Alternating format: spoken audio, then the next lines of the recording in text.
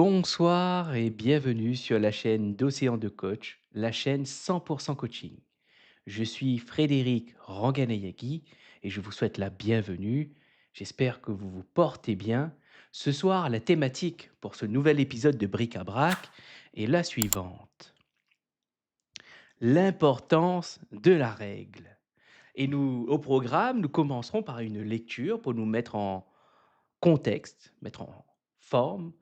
Et ensuite, nous allons explorer, par rapport à ce que ce texte dit, ce que cela évoque chez moi, et nous allons voir quelles sont les idées qui en découlent. Hem,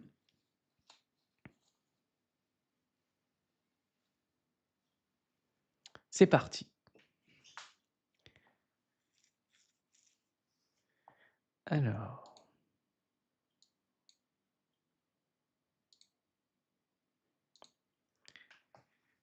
précision, ce texte est issu d'un questionnaire que Alain Bentolila, linguiste, a répondu, et c'est un extrait de ses réponses. Et j'ai choisi cet extrait parce que, à mon sens, c'est une écriture dense, il dit beaucoup de choses et en même temps, c'est intéressant parce qu'il nous fait réfléchir sur les ambivalences de l'humain, sur les codes et normes, les règles qui sont en place et en même temps, il nous pose des questions, ce texte. Faut-il suivre la règle? En quoi la règle est-il importante? À quel moment elle prend fin? Y a-t-il une fin à des règles? Et qu'est-ce qu'elle permet et qu'est-ce qu'elle ne permet pas? C'est des questions qui sont relativement simples, puisque on peut les générer avec un outil qui s'appelle, par exemple, le PMI de Édouard de Bono. Sans plus tarder, je propose qu'on passe à la lecture et ensuite qu'on en discute. Peut-être petit rappel à tous ceux qui arrivent. Vous avez la possibilité de venir en direct ou peut-être pour ceux qui sont timides et qui n'osent pas, passez dans les commentaires, écrivez en commentaire et je prendrai le temps de vous répondre. Et pour rejoindre le live, écrivez live dans les commentaires. C'est parti. Il y a près de 2500 ans, Platon écrivait dans la République. Lorsque les pères s'habituent à laisser faire les enfants, lorsque les fils ne tiennent plus compte de leurs paroles, lorsque les maîtres tremblent devant leurs élèves et préfèrent les flatter, lorsque finalement les jeunes méprisent les lois parce qu'ils ne reconnaissent plus au-dessus d'eux l'autorité de rien ni de personne, alors c'est là, en toute beauté et en toute jeunesse, le début de la tyrannie. Fin. Alain Bentolila. Alors, il y a beaucoup de choses qui est dites, et revenons point par point. Déjà, ce qu'on peut dire, c'est que ce texte ne date pas d'hier. 2500 ans. Un homme nommé Platon laisse une trace de son intelligence dont nous avons encore accès aujourd'hui grâce à l'écrit qu'il a laissé. Déjà, ça montre que écrire, parfois, c'est laisser une trace de sa propre intelligence pour qu'un autre puisse la saisir, puisse la récupérer. Et ça, c'était un premier point déjà que je voulais soulever qui me paraît important. Autre chose, lorsque les pères s'habituent à laisser faire les enfants. Est-ce qu'il n'y a pas là, moi ce que je vois dans cette phrase, n'y a-t-il pas là une impuissance, un abandon? C'est des notions qui me viennent à l'esprit en lisant cette première phrase, lorsque les pères s'habituent à laisser faire les enfants. Il y a un autre mot qui me vient à l'esprit, résignation aussi. S'habitue, c'est intéressant comme mot, s'habituer. Et j'aimerais faire un parallèle, par exemple, les fosses. les fake news ou les fausses informations. Eh bien, j'y vois ici un rapprochement. Pourquoi? Parce que là, il est beaucoup plus difficile sur le long terme de rejeter une information qui soit fausse, parce que cela demande de l'énergie, demande un effort. Et c'est comme ça qu'avec une répétition plus ou moins persistante, plus ou moins rapprochée, constante, petit à petit, une information qui vous paraît fausse peut devenir une vérité à force de l'entendre, à force de la percevoir. Parce que rejeter à chaque fois une information, cela nécessite quand même de l'énergie. Et malheureusement, ou même c'est pas malheureusement finalement, ça fait partie de la vie.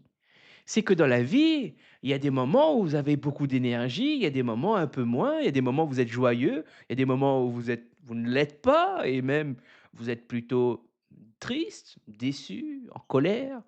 Ce qui rajoute une difficulté supplémentaire à rejeter des informations qui vous paraissent fausses a priori, mais à un moment, vous n'avez peut-être plus la possibilité de faire cet effort, ce travail réflexif et de remettre en question, de refaire le cheminement pour questionner ce qui a été dit et y appliquer une logique, un raisonnement.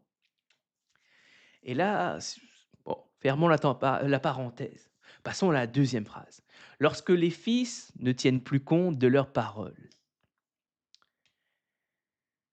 Là, ici, quand j'entends ça, ça me fait penser, on pourrait dire que les enfants ont fait sauter leur barrière. C'est open bar.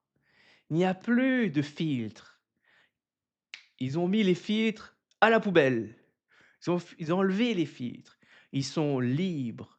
Ils n'ont plus de pression ou ils ne pensent plus à se mettre une pression pour réfléchir, ni même peser le pour, le contre de ce qu'ils vont dire. Il n'y a plus de barrière. La parole est spontanée et elle est libre et elle n'est pas freinée ou même ralentie par des notions, par exemple sociales, de code social, de notions de respect envers les adultes, envers les autres, de respect de la dignité des autres et de soi, de la pudeur, par exemple. Alors ici, c'est vraiment l'être, le plus,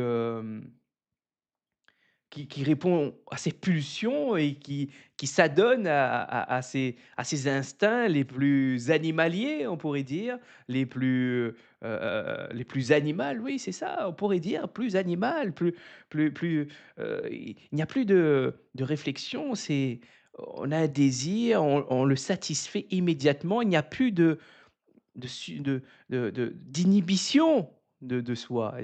C'est ça que je comprends, quand les fils ne tiennent plus compte de leurs paroles. On peut tout dire et comme on le veut, quand on le veut. Voilà, c'est ce que je perçois dans cette phrase, et je trouve ça intéressant. C'est-à-dire là, déjà, on peut faire un constat, c'est on parle des pères et on parle des fils. Et là, tout de suite, on va passer à une personne qui est extérieure finalement du cadre familial. Pour le moment, on parlait des pères et des fils, c'est quand même un cercle familial, c'est des personnes proches qui vivent parfois dans la enfin, je dis parfois,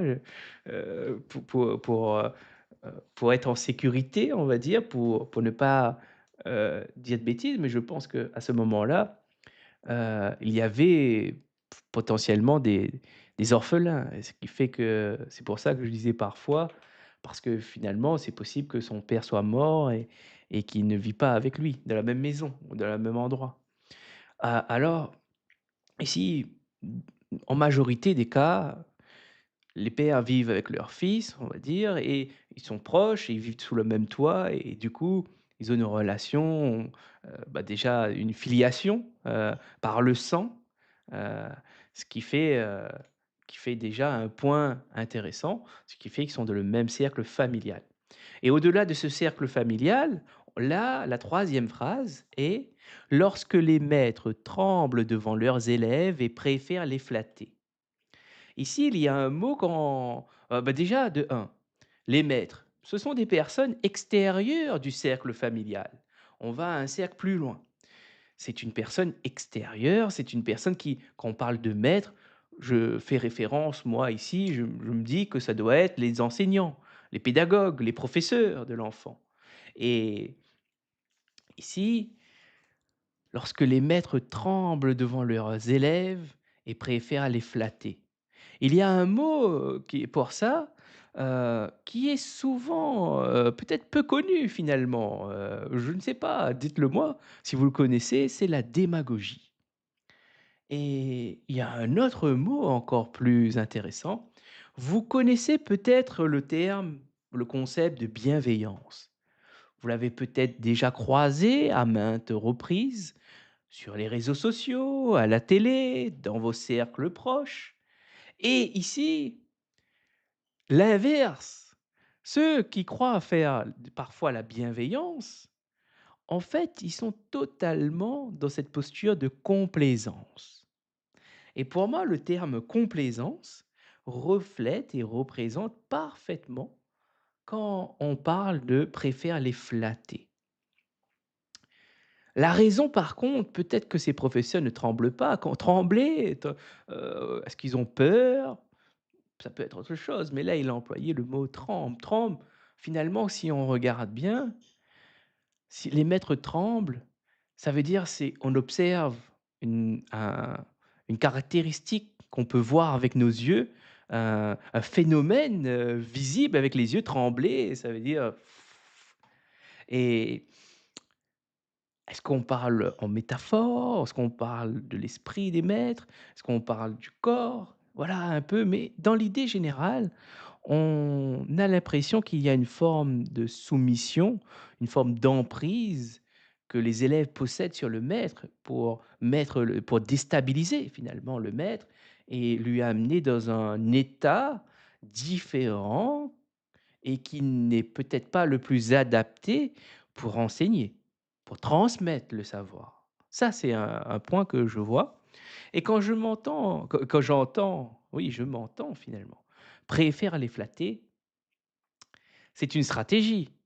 C'est-à-dire qu'il y avait d'autres possibilités, mais ils ont privilégié celui-ci pour des raisons qu'on ignore. On peut essayer de faire des hypothèses, mais l'auteur n'est plus de ce monde et le texte, je ne sais pas s'il existe pour les raisons pourquoi il flattait. Mais bref, passons à la suite. Lorsque finalement les jeunes méprisent les lois parce qu'ils ne reconnaissent plus au-dessus d'eux l'autorité de rien ni de personne. Il y a un mot mépriser, méprise les lois, parce qu'ils ne reconnaissent plus au-dessus d'eux l'autorité de rien ni de personne. Finalement, dire cela revient à parler de la loi de la jungle, celui qui est le plus fort, puisque s'il n'y a plus d'autorité, c'est celui qui est le plus fort qui va gagner. C'est celui qui va dominer, soit par la force, soit par son intelligence aussi. C'est une possibilité que je vois. Et ici, ce qui est intéressant, c'est qu'on parle d'autorité. Une autorité, on pourrait le dire, ça exerce un pouvoir, mais un pouvoir est souvent accompagné d'une responsabilité. Et ça, on ne peut pas le nier. Et il y avait, là quand je parle de ça, il y a une phrase qui, je ne sais plus de qui c'est, mais qui disait que finalement, quand le pouvoir et l'argent se rencontrent, cela amène à la corruption. Je crois personnellement que même aujourd'hui, nous avons encore des exemples où cela a validé cette phrase. Pouvoir, argent se rencontre, corruption. Et que ce soit dans les institutions, on peut parler aussi de collusion, où des entreprises se mettent d'accord par rapport à un tarif et ça, ce n'est pas légal. Il y a des lois qui l'encadrent parce qu'ils peuvent, de moyens, on va dire, peu éthiques, se mettre d'accord sur certains tarifs pour, jouer sur le pouvoir d'achat du client et même influencer le marché en lui-même et pouvoir petit à petit avoir une mainmise, une totale un total contrôle plutôt sur le prix et ça, c'est dangereux pour le consommateur, les clients.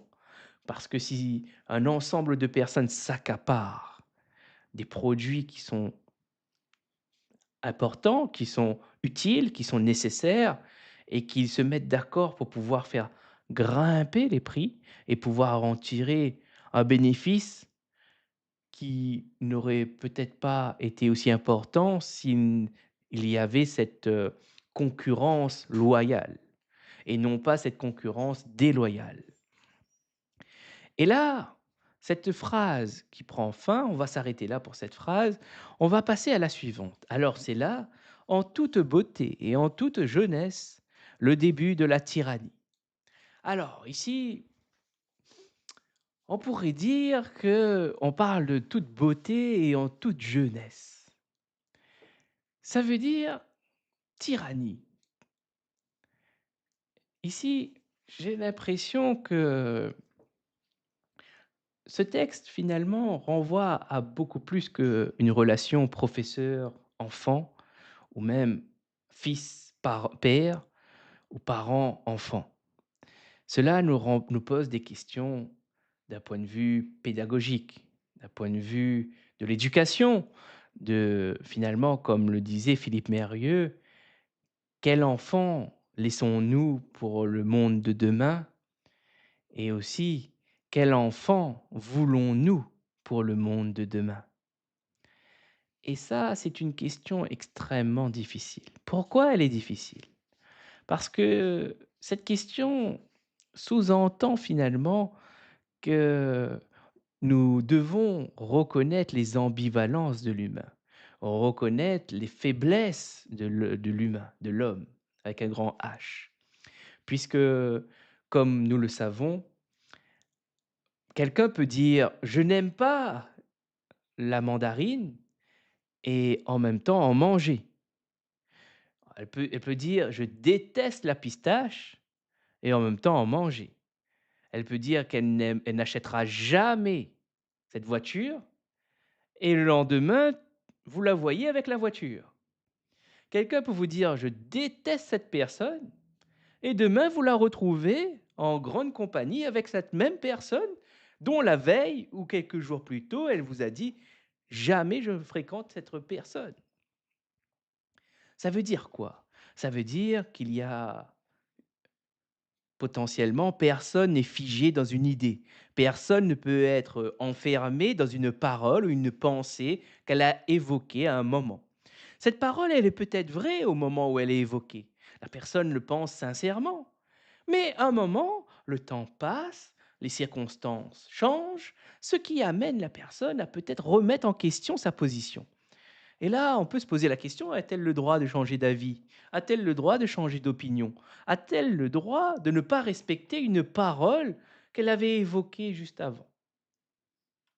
Pour ma part, je pars du principe qu'on a tous le droit de changer d'avis.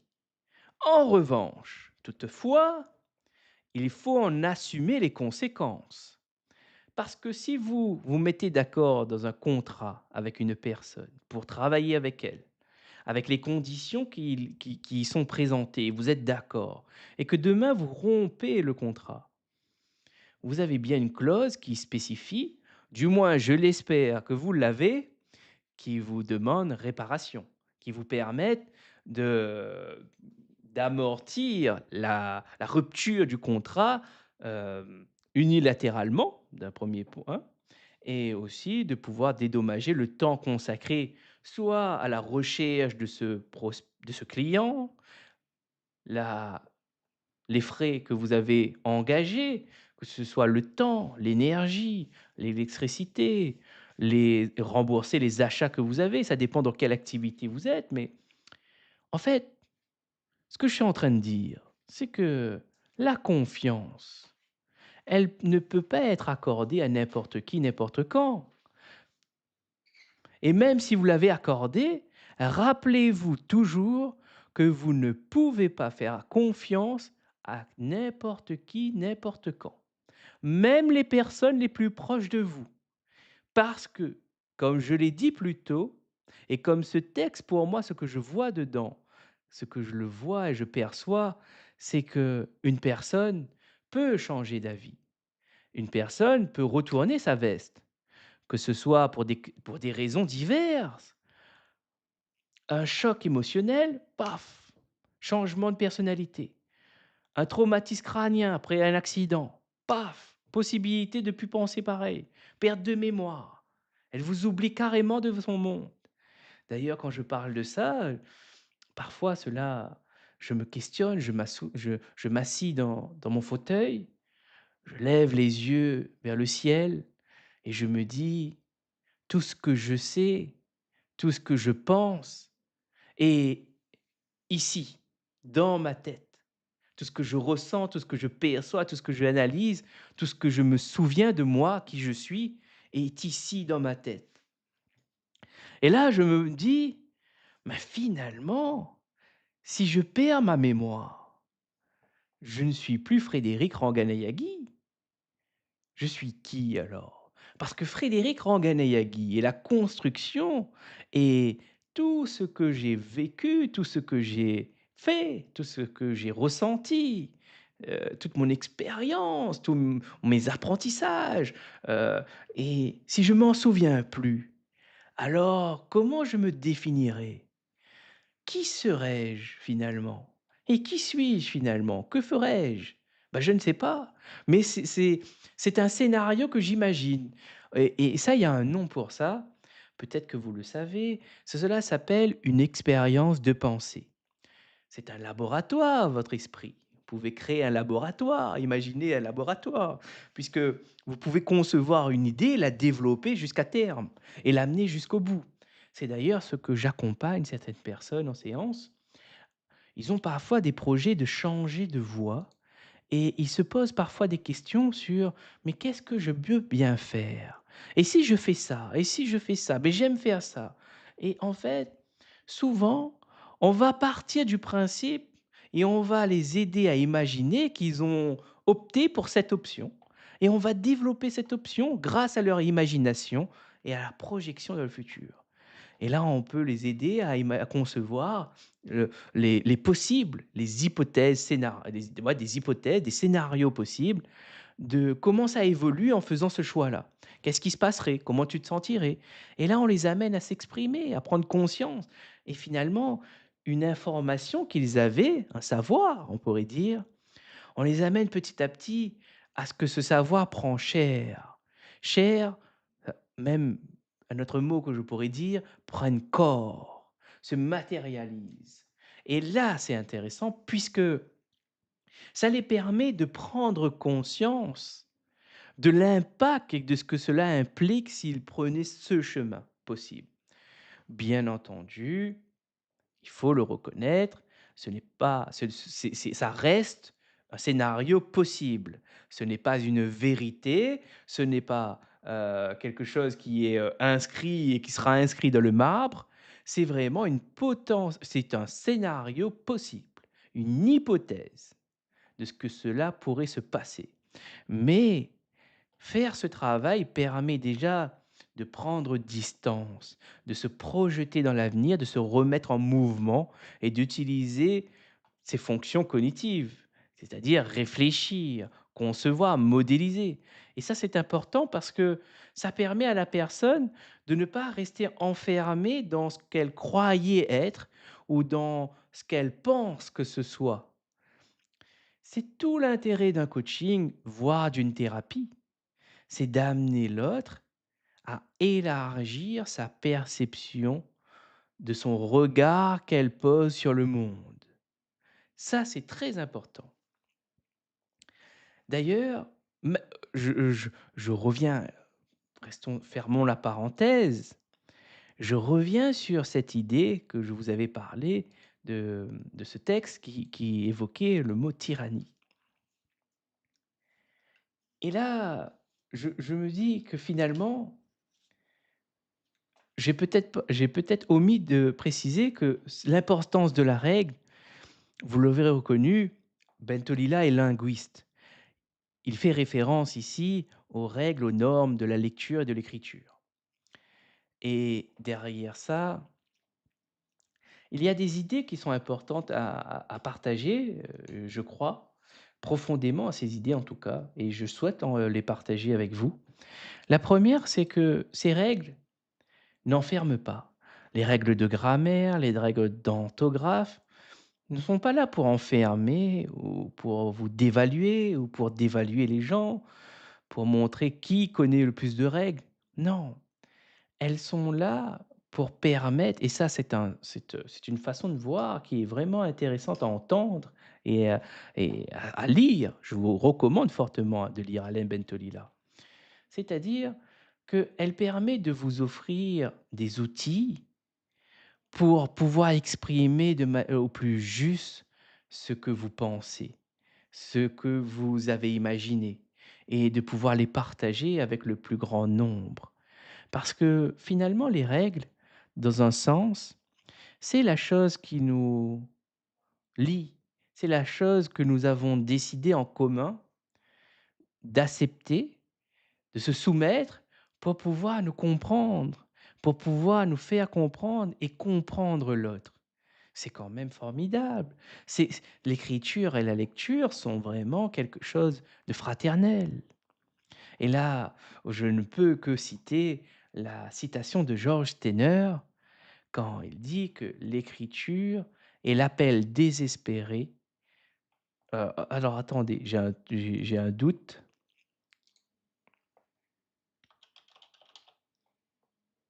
Hop.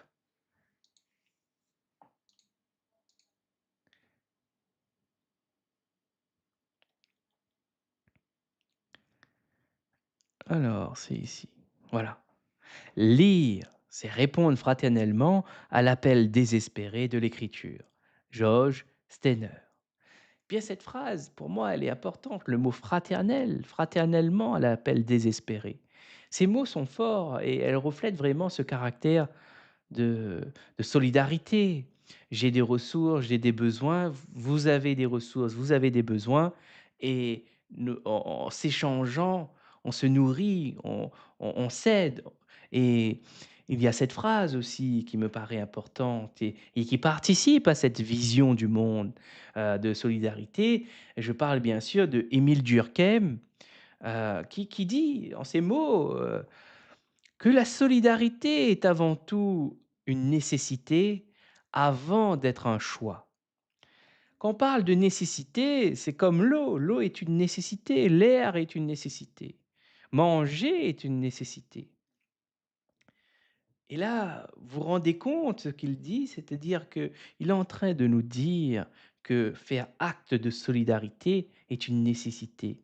C'est-à-dire que si nous ne sommes pas solidaires, eh bien, quelque part, nous mourrons. Nous nous allons directement à la catastrophe, à la fin. Nous creusons notre propre tombe si nous faisons pas preuve de solidarité. Et cette notion, elle est très importante puisque on la retrouve également dans les sciences de l'éducation. Quand la semaine dernière, je lisais un écrit de Philippe Mérieux et qui vous parlait justement de l'illettrisme et l'exclusion. À la fin de ce texte, rappelez-vous, il nous disait: «Il ne faut pas attendre que quelqu'un sache lire pour lui reconnaître sa dignité, pour garder sa dignité». Et ça, c'est quelque chose de vraiment important à se rappeler. Heu, alors, faut-il que quelqu'un soit socialement élevé ou soit aisé, ait des beaux vêtements, des beaux habits, soit belle ou beau, qui est subjectif, hein, finalement, qu'on trouve quelqu'un beau ou belle, subjectif. Il y a peut-être, de quelqu'un qui a de l'argent, qui a un statut social. Est-ce qu'il faut attendre qu'une personne ait ça pour lui accorder, pour lui reconnaître sa dignité. Et là, quand je parle de ça, je crois que c'est important de prendre conscience que même si nous n'aimons pas quelqu'un, même si nous détestons quelqu'un, il a quand même droit à sa dignité.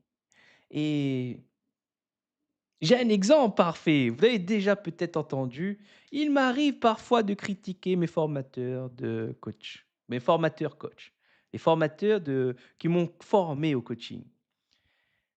Je les déteste, je les aime pas, je suis complètement en désaccord avec eux. Mais ils ont quand même droit à leur dignité. Et cela me permet quand même de me dire, ils étaient ignorants et cela explique ma colère. Ma colère, elle est légitime. Je me suis fait avoir. Mais derrière, eux, ils doivent payer le prix. J'espère qu'ils le paieront un jour, ce prix. Heu et je crois même qu'ils l'ont déjà payé. Vu l'actualité de l'école, j'ai vu que le fondateur, il s'est barré. Imaginez-vous, un fondateur, il crée une école de coaching, il s'associe avec 2 personnes, je crois que c'est un couple en plus. Ils font quelques années ensemble et là, tout d'un coup, comme par hasard, le fondateur est plus en accord avec ce qui est fait dans l'école et il prend la poudre d'escampette. Il s'émancipe, il s'affranchissent et il laisse l'école aux mains de l'autre partie, qui lui-même a été fondée par lui, qui était rattaché avec lui. Cela montre bien des désaccords, cela montre bien des dérives sectaires et cela montre bien qu'il y avait anguille sous roche. Malheureusement, à ce moment-là, je n'étais pas suffisamment armé pour pouvoir, porter plainte, dénoncer, parce que vous savez, ce n'est pas si évident quand on est seul, qu'on n'a personne à qui se confier, qu'on n'a personne à qui, pouvoir en parler et on ne peut pas des fois, vous le savez, peut-être non, vous ne le savez pas sûrement, mais faire prendre son téléphone, appeler quelqu'un ou aller au commissariat, déposer plainte et cetera, cela demande un effort particulier. C'est extrêmement énergivore. Ce n'est pas quelque chose de simple. Et si vous croyez que appeler quelqu'un est simple, c'est que vous ne connaissez rien et que je vous recommande de vous renseigner sur comment fonctionne une prise de décision, la mise en action d'une décision.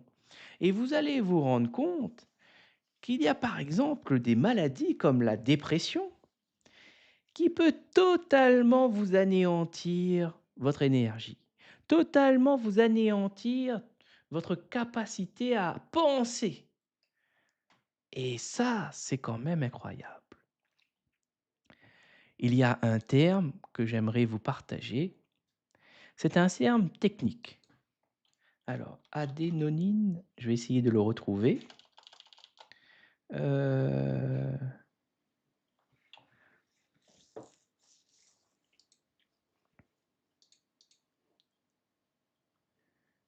alors, on va aller dans référence.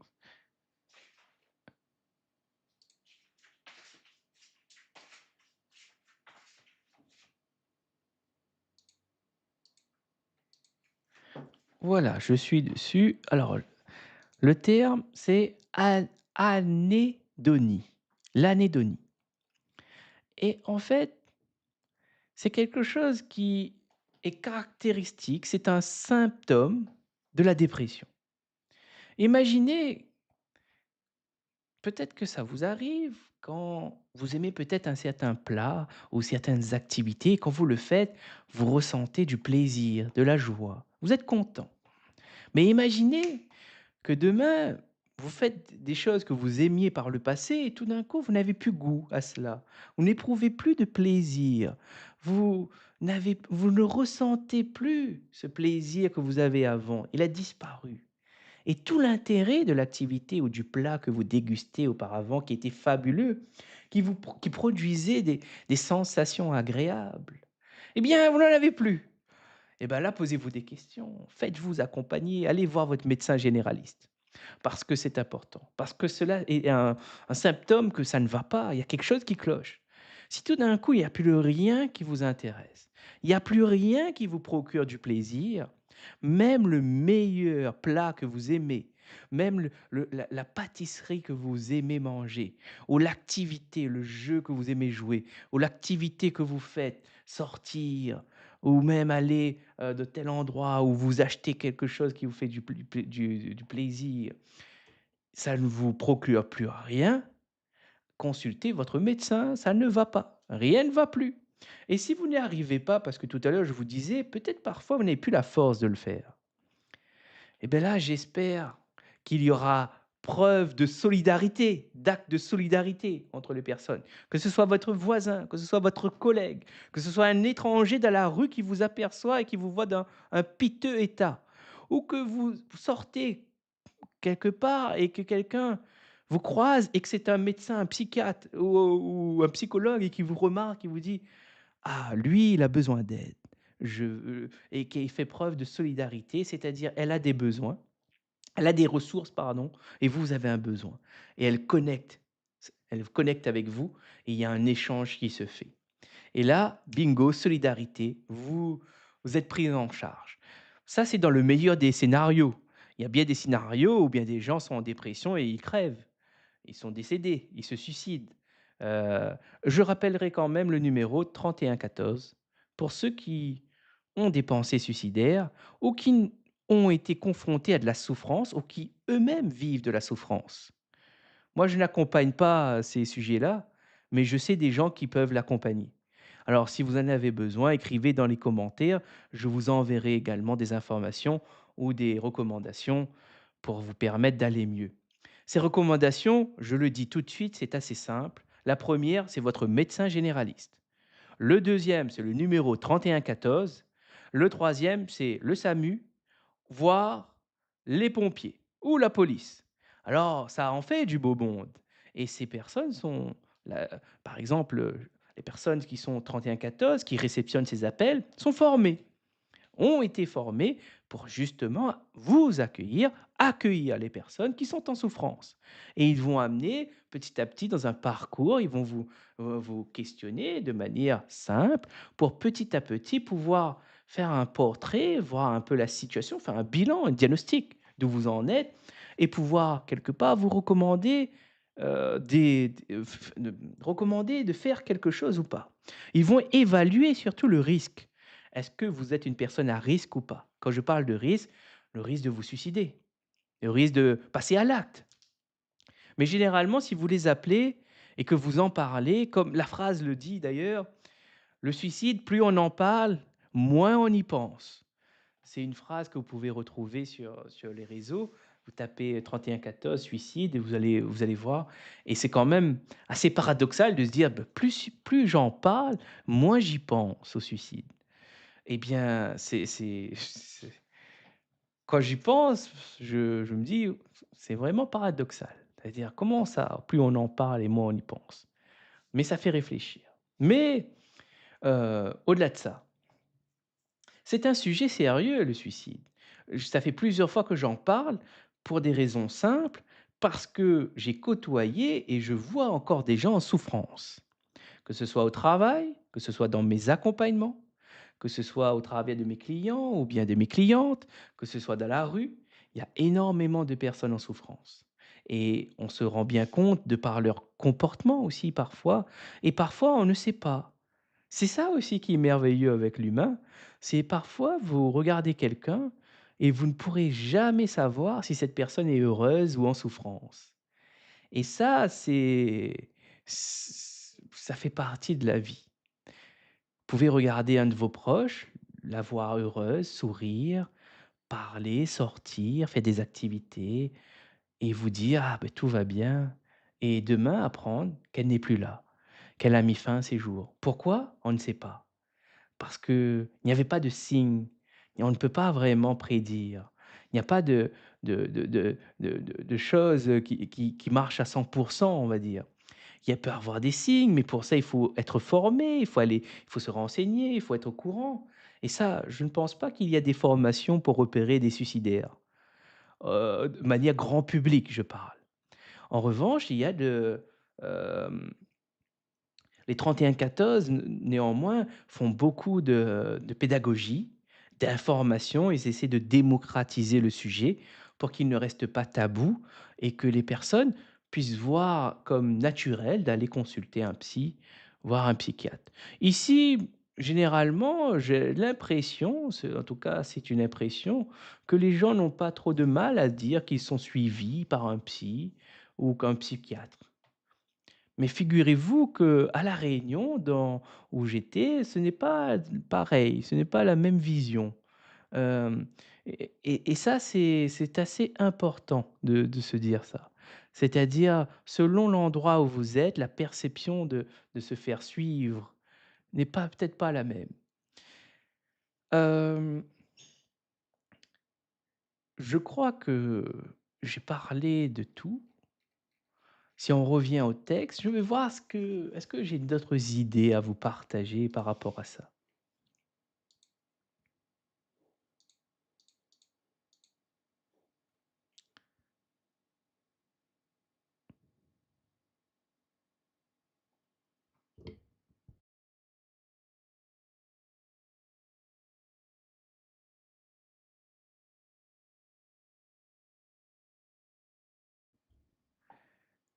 Bonjour à la base.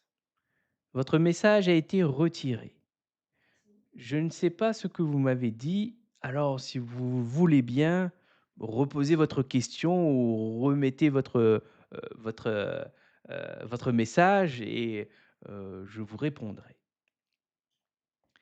Alors, en regardant le texte, il me paraît important de rappeler ce message, au moins s'il fallait garder quelque chose, s'il fallait retenir quelque chose de mon intervention d'aujourd'hui, c'est bien celle-là. C'est que même si la vie est difficile, même si les choses sont difficiles et que vous ne pensez pas être capable, vous n'avez pas envie, c'est difficile, eh bien dites-vous bien que vous êtes capable d'apprendre. Et être capable d'apprendre, c'est développer sa flexibilité, c'est avoir plus de résilience quelque part, c'est de pouvoir s'adapter. Et bien sûr, comme toute chose, il y a bien des questions qui accompagnent l'adaptation. Est-ce que, à quel moment je dois m'adapter? Jusqu'où je dois m'adapter? Qu'est-ce que je dois encaisser? Jusqu'où? Qu'est-ce que je dois accepter? Jusqu'où? Est-ce que je suis prêt à accepter ça? Qu'est-ce que j'y gagne? Quelles sont les limites?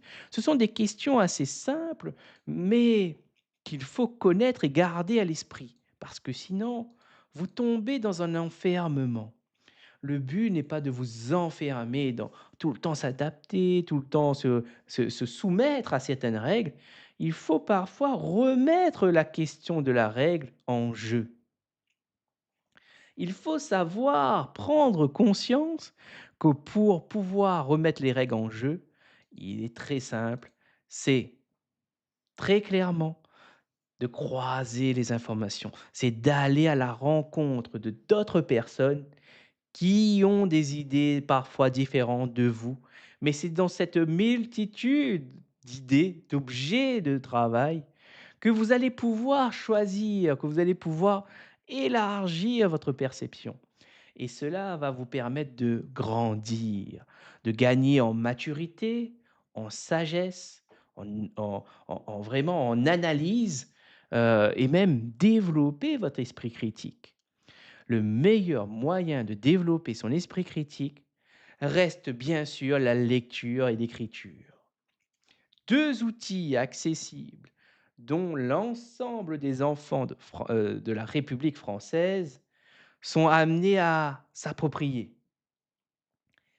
Et quand vous avez ces bases, vous pouvez accéder à un patrimoine culturel, historique, monumental, voire même celui le plus grand que vous pouvez imaginer.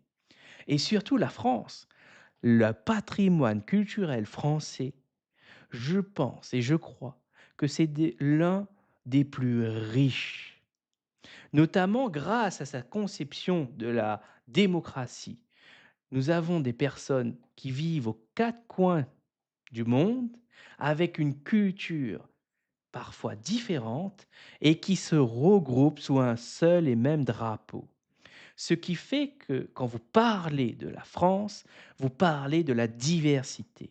Vous avez en même temps des cultures, des communautés qui sont ici présents et qui se côtoient, qui vivent ensemble, qui font ensemble et cela amène une richesse. Mais le danger, ça serait de s'enfermer dans sa communauté, s'enfermer dans sa culture d'origine ou de ses parents ou de son quartier. Parce que figurez-vous que la culture française est si vaste qu'elle va, par exemple, dans le champ lexical de la musique, on peut retrouver du slam, comme du rap, comme du hip-hop, de l'R&B et bien d'autres types musicaux. Et là, j'ai un exemple, par exemple dans les mariages ou dans les fêtes, festivités à La Réunion, vous pouvez entendre passer le style musical du maloya, du sega, du zouk, même de la polka. Là, je pense à Mélanie quand je dis cette référence musicale. Également de l'R&B, du rap et une multitude dans une même soirée et avec des générations variées qui va j'allais dire de 7 à 77 ans, mais dans certaines familles, ça va, de 1 an, de 6 mois, de 1 mois à parfois 100 ans, voire plus. Alors, c'est assez fascinant de voir certaines générations parfois danser, avec un style par exemple du Sega, qui est un style musical, sur une chanson, hip-hop ou sur une chanson pop. Ils font ce qu'ils connaissent sur un style qu'ils ne connaissent pas ou qu'ils ne pratiquent pas, forcément. Et ça, c'est intéressant.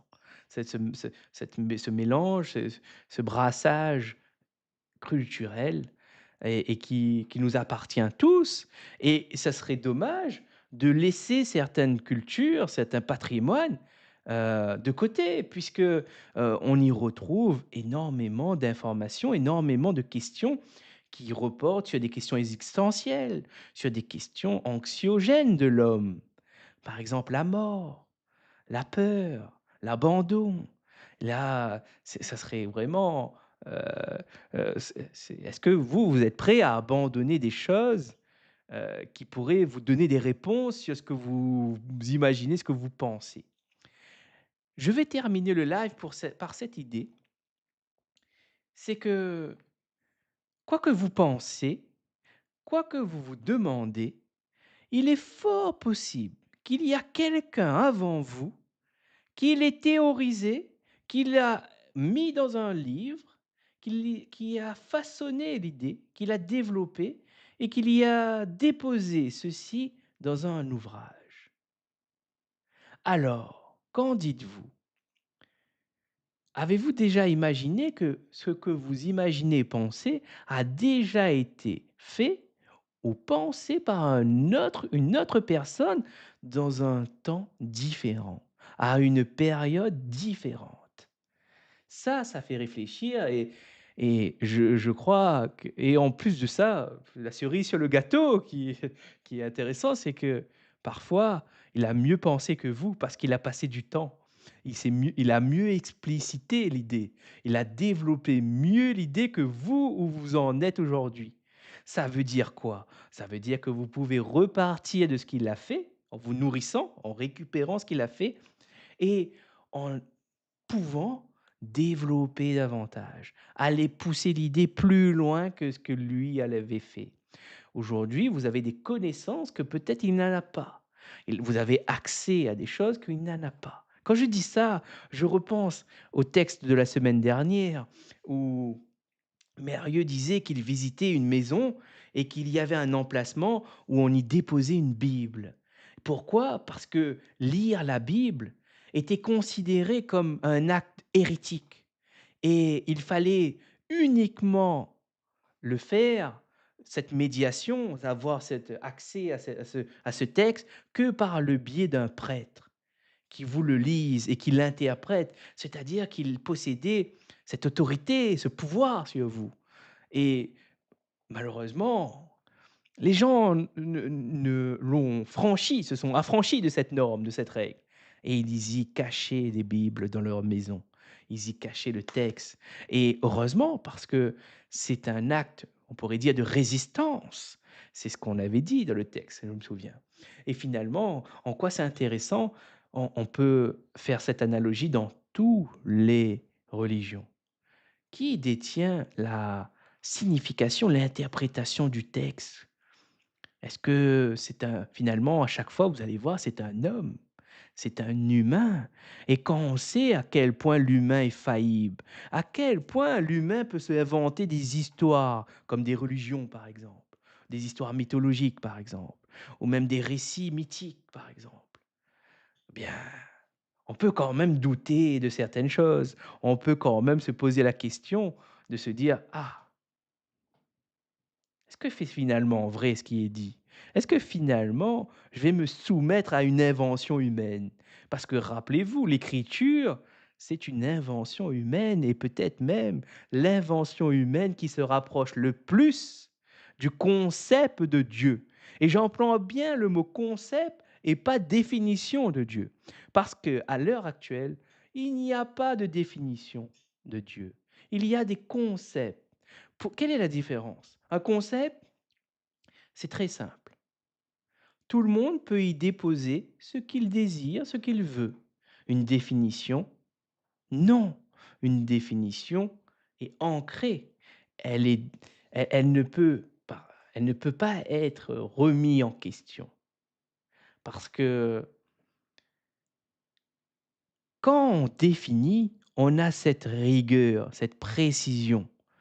Par exemple, si j'ouvre un dictionnaire et je vous parle de bienveillance. Si quelqu'un vous parle de bienveillance, peut-être qu'il vous parle d'un concept de bienveillance.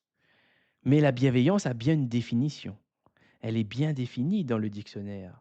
Et on peut le démontrer, on peut l'observer. Et dans le concept de Dieu, ce qui est difficile et ce qui relève de la difficulté, c'est qu'on ne peut pas le prouver ni ne pas le prouver. Il n'y a pas d'expérience qui peut prouver ou non l'existence de Dieu. Et même, qu'est-ce qu'un Dieu? Comment on va le définir? Chacun va y mettre ce qu'il veut. Il n'y a pas de consensus. Et pourquoi on ne peut pas avoir une définition? Parce qu'on ne peut pas trancher. Si je vous prends un exemple, l'empathie, Mélanie d'ailleurs a fait une vidéo que je vous recommande. Qu'est-ce que l'empathie? Là, ici, on peut trancher. Il y a des expériences cliniques qui peuvent être mises en place, où on peut retrouver des symptômes, on peut le caractériser et on peut en faire une définition claire et précise que, on peut remettre en question, mais avec des preuves, avec des démonstrations, pas juste ah ben moi je ne c'est pas juste ah je n'adhère pas. Non, c'est je n'adhère pas pour tel point par rapport à telle raison et je le démontre et je propose, si vous en êtes capable, et je propose une définition qui va pallier les défauts que vous avez remarqués.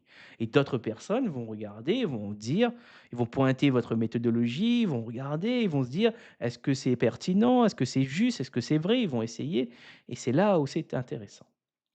Alors, maintenant, eh bien écoutez, je vais m'arrêter à là.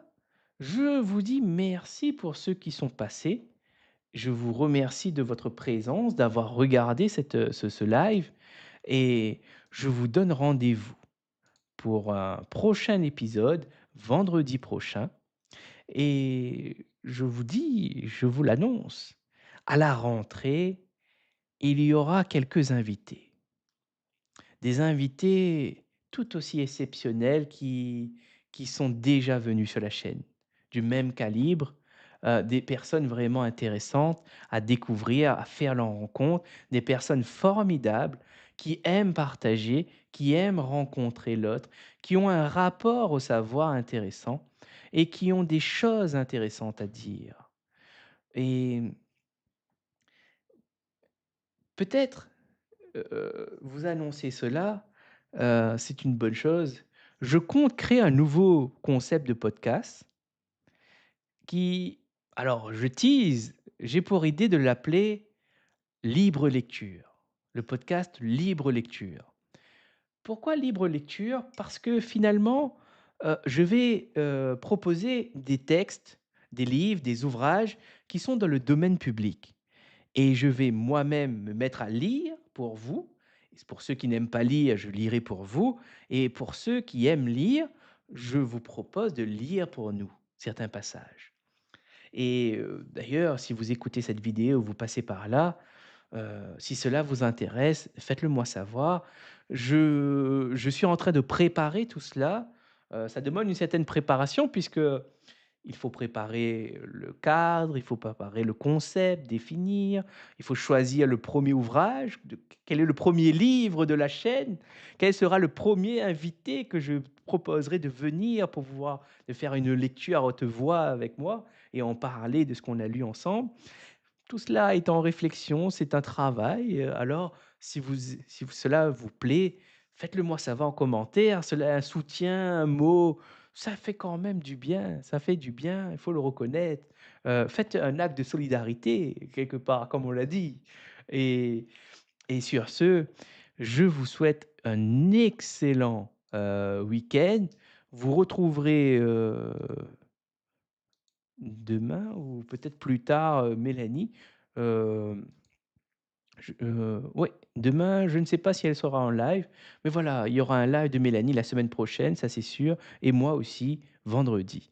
Et tenez-vous pensez à vous abonner, pensez à vous abonner pour, être tenu au courant des futurs projets de la chaîne et des futures offres de la chaîne. Au début, je ne me suis pas présenté, alors je vais le faire. C'est-à-dire, je n'ai pas présenté mes prestations, je vais profiter pour le faire. Je suis Frédéric Ranganayagui, podcasteur sur la chaîne Océan de Coach et également coach professionnel. Et je vous accompagne dans la réussite de vos projets, de la conception jusqu'à le bilan, jusqu'au bilan. Et cela, vous pouvez retrouver mes services en commentaire ou sur notre site internet oceandecoach.fr. Pour toute demande, contactez-moi soit par message, soit par email ou par téléphone au 06 92 48 33 89. Je vous souhaite un excellent week-end, portez-vous bien et on se dit à la semaine prochaine.